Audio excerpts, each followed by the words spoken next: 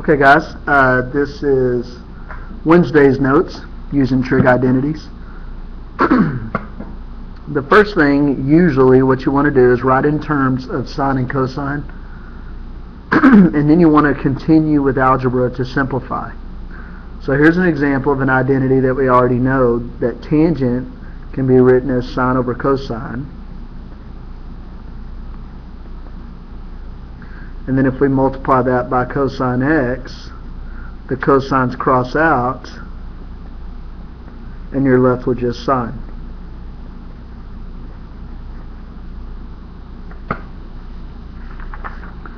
So, using that same concept, let's look at some, first of all, let's look at a new identity. This is called the Pythagorean identity. Sine squared plus cosine squared equals 1, which you can move that around. So therefore, sine squared equals 1 minus cosine squared. Therefore, cosine squared equals 1 minus sine squared. Or you can even say that cosine squared minus 1 equals negative sine squared, or, there's other ways that you can write it. So, let's use that for example 2. Let's simplify the square root of 1 minus sine squared. So you're looking at 1 minus sine squared is the same as cosine squared, which is the square root of cosine squared is cosine x.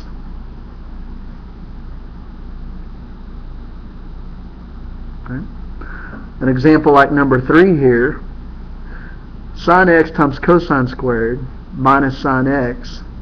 If you think of that as, 5x squared minus 5. Well, if you were going to simplify that, you could factor out the 5. And you could take it from there. So we're going to do the same thing with sine. We're going to factor out the sine x. And then we get cosine squared x minus 1.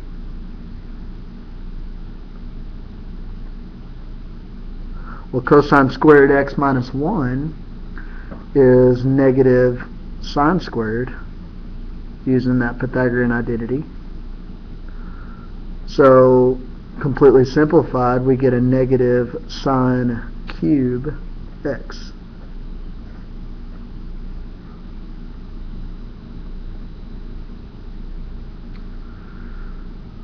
Okay, so let me show you some other examples where we might factor to simplify.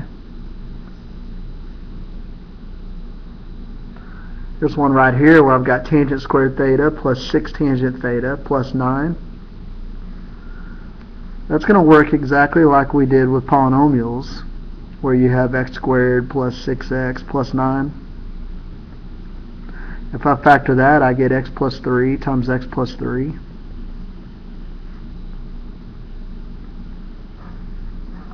So I can do the same thing with tangent. So we can say that this equals tangent theta plus 3 times tangent theta plus 3.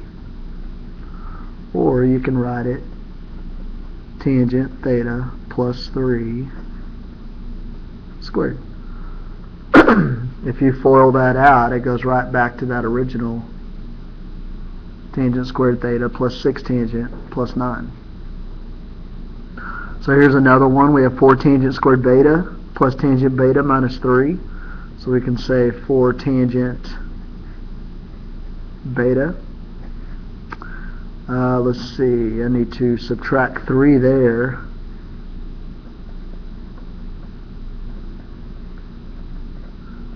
And then add 1 there. So the outside is 4 tangent beta minus 3 tangent beta equals 1 tangent beta. So it checks.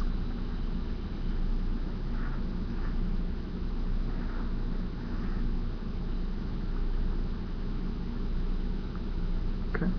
Last example I have for you. Here you have a 1 plus cosine. It's not cosine squared, so you can't use Pythagorean identity.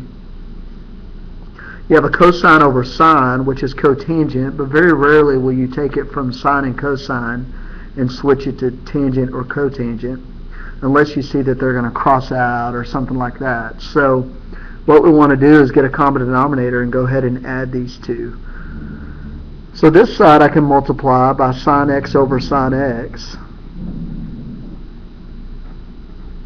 And then this side I can multiply 1 plus cosine x over 1 plus cosine x.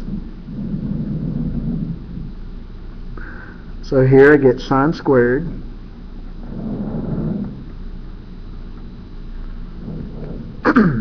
over sine x times 1 plus cosine. And then here I'll distribute that cosine x, and you get cosine plus cosine squared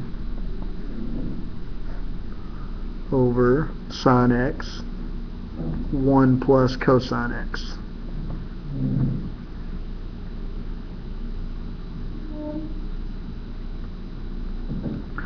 Now when I combine everything, I get sine squared plus cosine squared x, and all of that's over sine 1 plus cosine.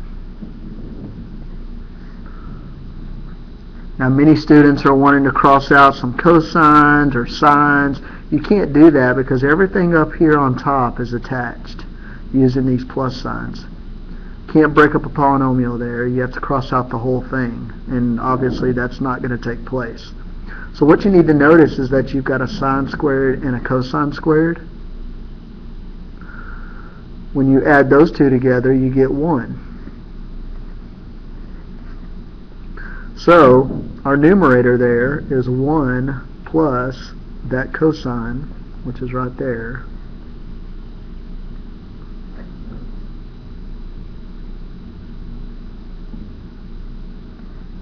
and then we'll put that over sine x times 1 plus cosine x. Now you can cross that out, and we get 1 over sine x, which is cosecant.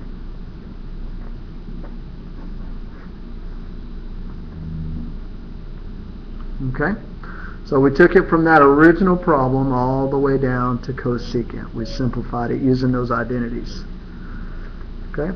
The last two identities that you'll need, these are also Pythagorean identities. 1 plus tangent squared is equal to secant squared, and 1 plus cotangent squared is equal to cosecant squared. And here's the proof that proves that first one there. If you instead of 1, if I write it as cosine squared over cosine squared, plus, and then tangent squared is sine squared over cosine squared. I have a common denominator, so I can combine those. So I get cosine squared plus sine squared is 1 over cosine squared, which is secant squared. And that's what we were going for. So those will help you for your homework as well. So there you go, using trig identities. We'll be doing that the next few days. Thanks.